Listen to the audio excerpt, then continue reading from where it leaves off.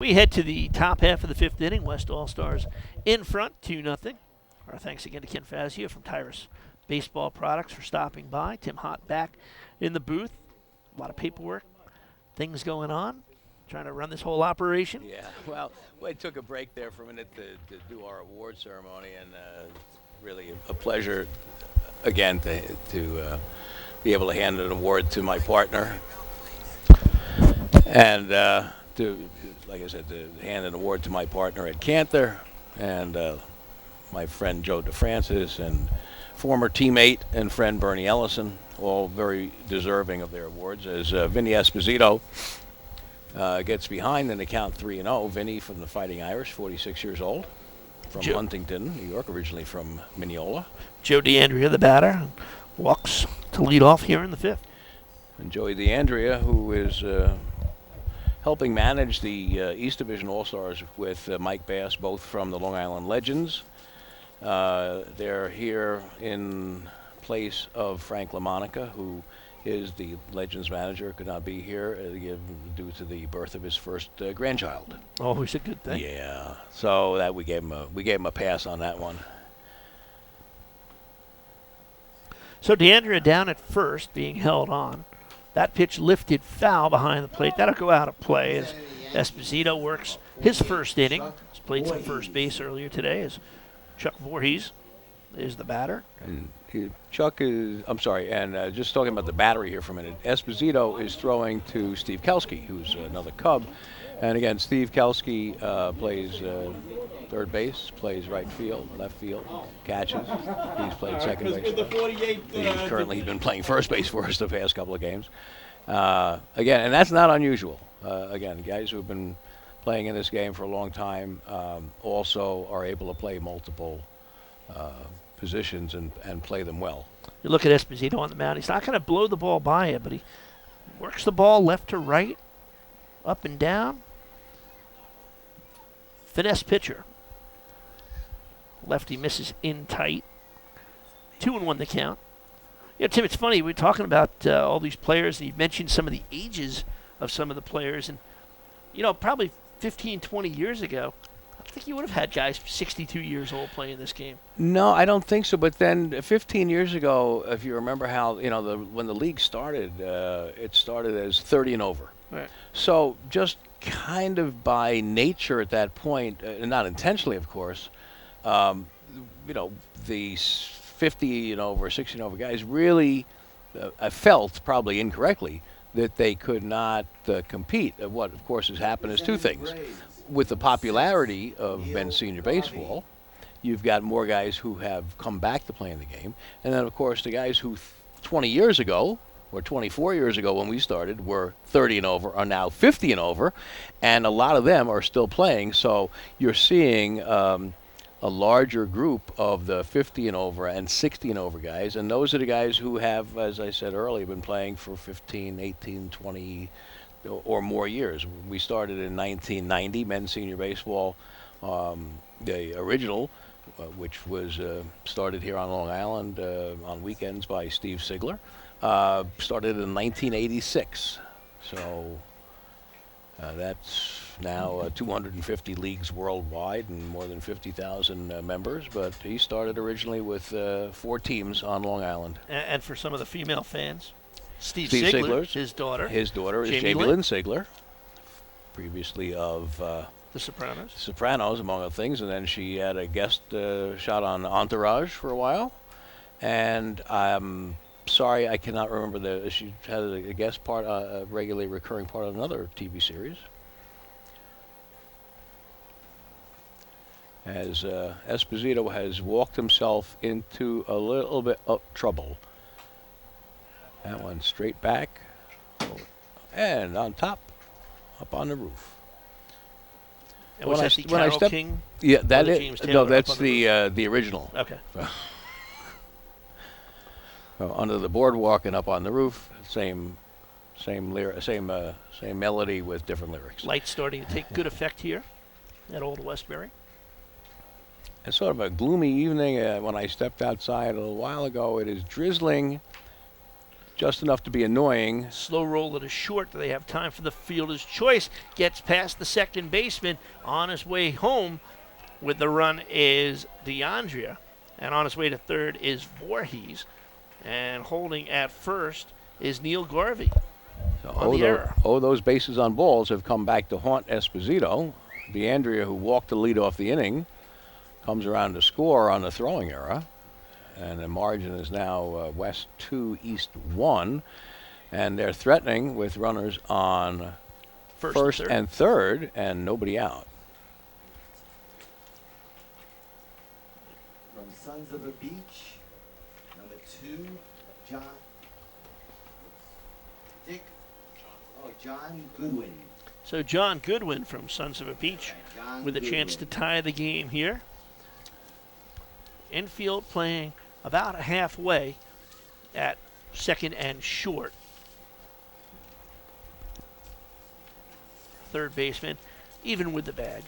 Left-handed delivers. Pitch swung on and missed. 0-1 on Goodwin. John is a rookie. Talking about now the opposite end of the spectrum. This is his first year in Long Island Midweek. He's 49 years old.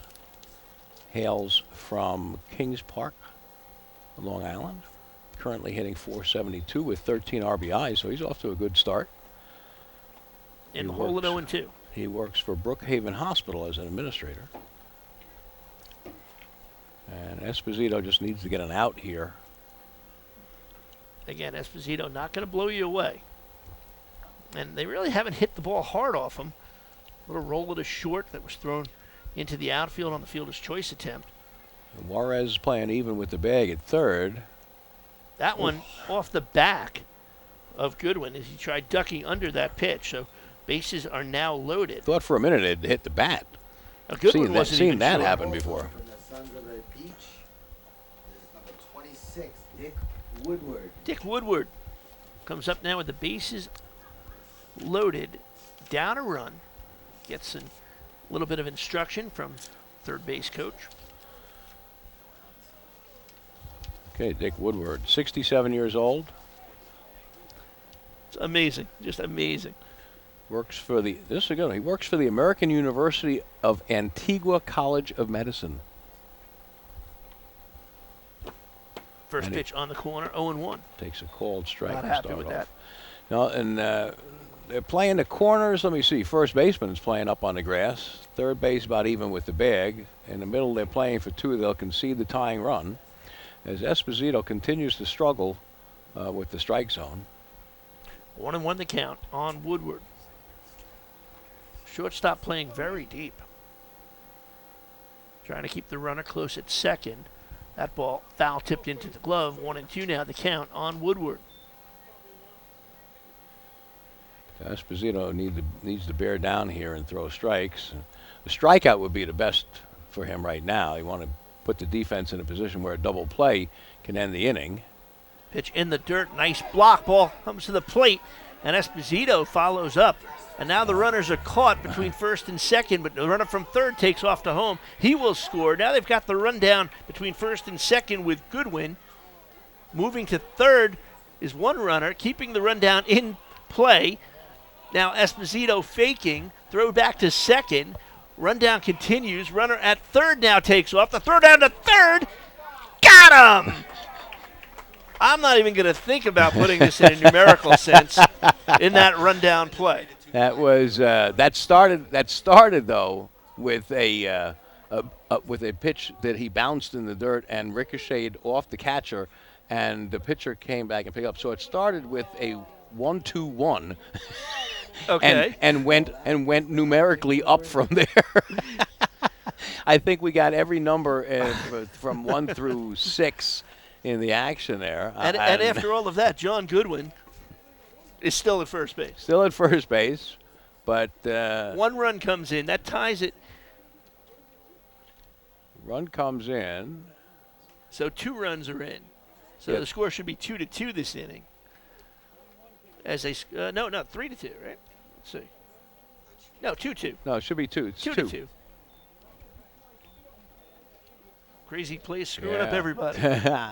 So you got first and third in the tie game. Short left field, Shortstop goes out, makes the play, and as if Goodwin hasn't run enough, he'll have to scamper back to first base with 2 down. 6, Lloyd Solomon. Lloyd Solomon has been in the league for 18 years. Wow. Currently leads the Stony Brook Padres in on-base percentage and second in average. He's had a back injury of late, which has limited him to a couple of innings at first base and an inning behind the plate, mostly been DHing. Esposito looks like he's settled down a bit, even though he's given up 2 runs here. I think starting that rundown play may have energized him a little bit. But again, we talked about it earlier, Tim, the fundamentals of the players. They got him in the rundown. They saw the runner take off from third. Rather than get what looked like the easier out between first and second, he went to third to stop that run from potentially scoring. And they got the perfect throw, the perfect tag. And after all is said and done, I think right there, I think that the East All-Stars have to be pretty happy with the way they played that defensively. Well, I'm not sure, though, Steve, how the rundown between first and second, which we saw botched earlier in the game, still should really way it's taught is there should be no throw, as on a wild as pitch. Esposito throws one to the backstop and the runner advances to second. So you got 2 out. Goodwin. And the go-ahead run, Goodwin on second. But again, really, in the rundown play, there should be no throw. Or perhaps the initial in Should be that 1 or first 2 one. at the most. Right. So the error in that one was, you could see that they were trying to hold a runner on third. You might as well at that point either go after the runner at third, or if you don't want to give up the run, because here you're looking at, and that's the one shortcoming of men's senior baseball in a certain respect, you're not going to be able to get off a throw off balance from an infield position to home plate, and that's why more likely than not you're going to see a run score on that play if the rundown is not executed within 2 throws or less. That pitch up high, count is full, and there were 2 things about that play. Was Esposito covering as Kelski blocked the first pitch, didn't know where it was. Esposito came in. That's what started the rundown. Credit Goodwin for staying in the rundown as long as he did. True. If he would have given himself up, there's a quick out. Mm-hmm. The runners stay there. Nobody scores. But because Goodwin kept the rundown going, it allowed the run to score. So the count full. Next game. On Lloyd Solomon. Runner at second is Goodwin. We're tied at 2 on the inside corner, called strike 3. Well, Solomon not happy with the call on that pitch. But they picked up 2 runs, and they did it without a hit. There were a couple of errors. There were some walks, some wild pitches. A lot of action in that inning for only 2 runs, but So we head to the bottom half of the 5th inning. The East All-Stars plating 2 in the top half. To tie this up at 2 is a new pitcher, Cliff Archer, right-hander, wearing my favorite jersey of today's game from the Knights. the throwback jersey. Big time. And Cliffy, 56 years old. Cliffy's been in the league 23 years. And he throws just as hard as he did 23 years ago. That pitch lined foul down the left field line. We haven't mentioned the umpires. Rich Rivera at home. Dom Genoveso at first. Frank Stave at second. And Anthony Carbonaro, who made that foul ball call, around at third. Rain continues to fall lightly. It's just kind of an annoying drizzle right now. Temperatures cooled down nicely into the upper 60s. Lights are on here at SUNY Old Westbury. And this is Chris Botticoli from the Saints facing Archer. Archer, a variety of slow, slower, and dead stop. If it went any slower, it'd be going backwards. Exactly, drops one in there. I think there's a law of physics that requires the ball to travel at least 46 miles an hour in order to cover 60 feet 6 inches without hitting the ground, and he's managed to do that because he got Bertocoli swinging. We got him looking actually with a They get him good looking. breaking No, ball. he fell. Tim, he that's fell one thing asleep waiting for the pitch to get to the plate. about a guy like Archer, though. He doesn't throw that hard, but the guy's got movement. Yep. His ball, it's not a flat ball by any No, means. not at all. I remember facing Cliffy when I played, and I did not like playing. I mean, Cliff. Don't get me wrong. Cliff is a very, very nice guy. One of the nicest guys you're going to meet. But as far as facing him as a hitter, that what he throws is very annoying. And Tom Green has found that out as he's in the hole 0-2 on that slow slurve by Archer. So Cliffy Archer, who showed up today, and I went over to say hello to him, and he has laryngitis, so, which I know is really giving him a hard time because Cliffy loves to talk about baseball and is just thrilled to be here representing his team, the Cooperstown All-Stars. Pitch in tight, count at 2-2. Works pretty quickly. Kind of gets the ball, looks in for the sign, and there he goes. Tall, lanky right-hander. Tommy Green from the Long Island Saints takes another pitch outside. Tommy is 39 years old. He's a manager with Green Art Plumbing Supply and lives in Islip. Who let the dogs out? And Archer. breaking pitch in the dirt. And Green works out a one-out walk. Coming up from the Cardinals. So now Scott Snyder, left-handed batter, number 21, steps in against Archer. Now, Archer, a little bit of a slow delivery to the plate and doesn't throw very hard, so we'll see if Green maybe tries taking advantage of that and tries to swipe second. Well, it's a little bit of a slow track because it has been drizzling, although I'm not sure that it's slow enough to interfere. But Bertocoli, not necessarily that quick. Archer chases him back to first. Didn't have that big a lead. You look at the field on your screen here, and it doesn't have a lot of that dark wetness going on except behind the plate. And even there, I think that's more because the content of the infield mix, both on the mound and Yep. behind the plate, is a higher clay content than the rest of the field, and it gives it that slightly darker appearance. And also, when that mix gets damp, it appears darker. Ball nubbed off the end of the bat. 0-2 now. The count on Snyder. Now this field, just as we've talked about, in great condition. Every year we come out here now, and you know what you're going to get. Quality here at Old Westbury. Absolutely, and this is as nice as this field has looked. I've had the privilege of having my team play several games here this year, and the field's in great shape. Catcher wanted it outside. He comes inside. Snyder looks at it, and it's 1-2. I think Archer looked at that one too, thinking he was going to get the call on that pitch. Green takes his lead. Throw over by Archer. See, now Archer's throw to first is harder than his throw to the plate.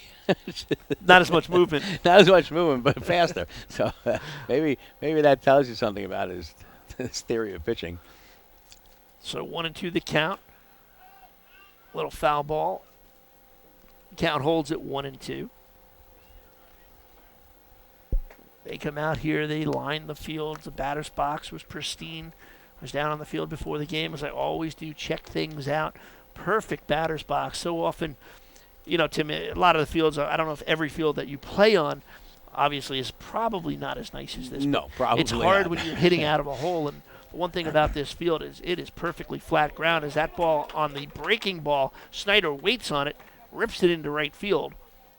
Going to second is Green. So runners at first and second with one down here in the bottom of the fifth inning in a 2-2 ball game. Joe Fanti. So Joe Fanti from the Brookhaven Raiders will come out with 2 on and 1 out. West coughed up the 2-run lead at the top of the inning, but they have a little something cooking here now against Archer. Joe Fanti, 48 years old, from Port Jefferson Station, went to Kings Park High School. First pitch misses high and wide. 1-0 the count. Umpire's doing a good job drying the balls off. As Rivera gets a ball thrown in from the first base dugout. Special baseballs Long Island Midweek Baseball. Trying to keep Green close at second. Off-speed delivery on the inside corner. Evens the count at a ball and a strike. If we get a chance later, maybe, I don't know if we can get a close-up of it from where they are, but we'll get one of the baseballs out. And we're actually using a new manufacturer this year, Men's Senior Baseball, which for many, many years had a relationship with Rawlings and had baseballs manufactured for all of its leagues by Rawlings. For whatever reason, Rawlings, some of their production values were not up to the standards that Men's Senior Baseball was looking for in the way of consistency.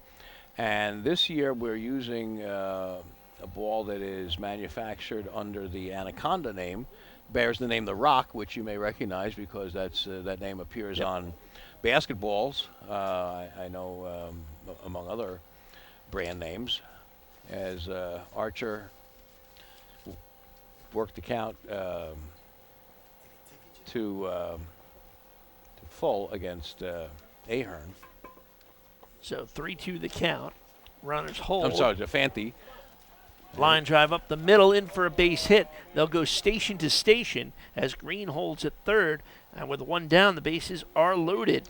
That's Chuck Korn doing a nice job behind the plate there of blocking that throw, keeping it from going to the backstop. You have a deep backstop here.